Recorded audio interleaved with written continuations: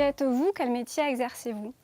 Donc bonjour, je suis Marine Bourdil, enseignant-chercheur au sein de Montpellier Business School. Nous allons nous intéresser à l'entrepreneuriat féminin et plus précisément au réseau féminin. Nous allons également voir ensemble les résultats d'une étude qui a été co-construite avec un collègue de l'Université du Luxembourg qui est Michael Géraudel. Qu'en est-il de l'entrepreneuriat féminin? Les femmes représentent 29% des entrepreneurs français. Dans la moitié des cas, elles se sont orientées vers un domaine d'activité différent de celui dans lequel elles travaillaient auparavant en tant que salariées.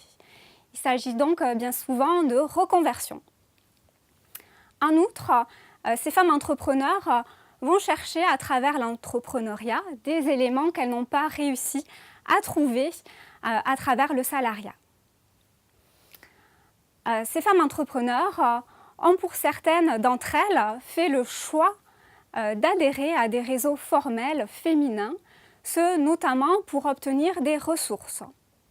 Ces ressources peuvent être le fait d'obtenir des informations qui vont les aider dans leur activité entrepreneuriale, mais aussi bien souvent obtenir du soutien émotionnel.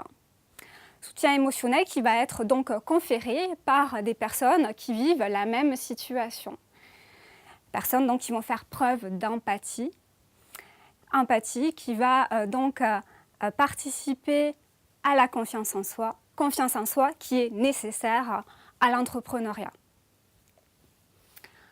Ces réseaux féminins supposent bien souvent une adhésion financière. Cette adhésion financière peut être considérée comme un investissement, de même que le temps passé dans le réseau, comme par exemple la participation à des réunions, à des repas.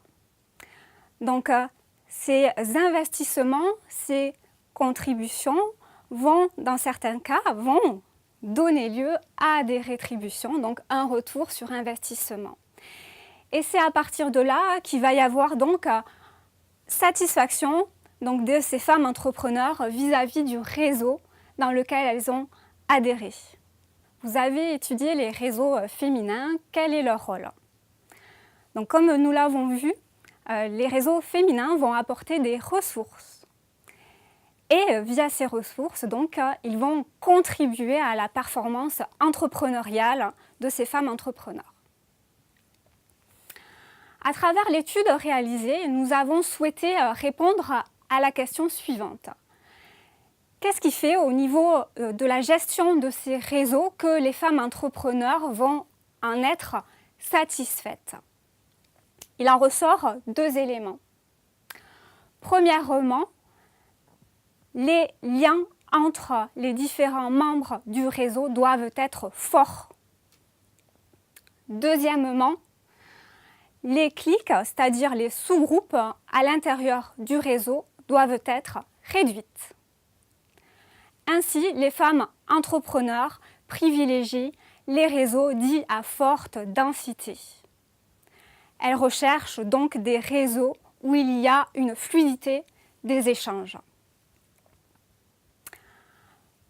Ainsi, les managers à la tête de ces réseaux, c'est-à-dire les personnes à la tête de ces réseaux féminins, pour augmenter la satisfaction des femmes entrepreneurs, veilleront à ce que les liens entre les membres de ce réseau soient forts et à ce qu'il y ait le moins de sous-groupes à l'intérieur de ces réseaux.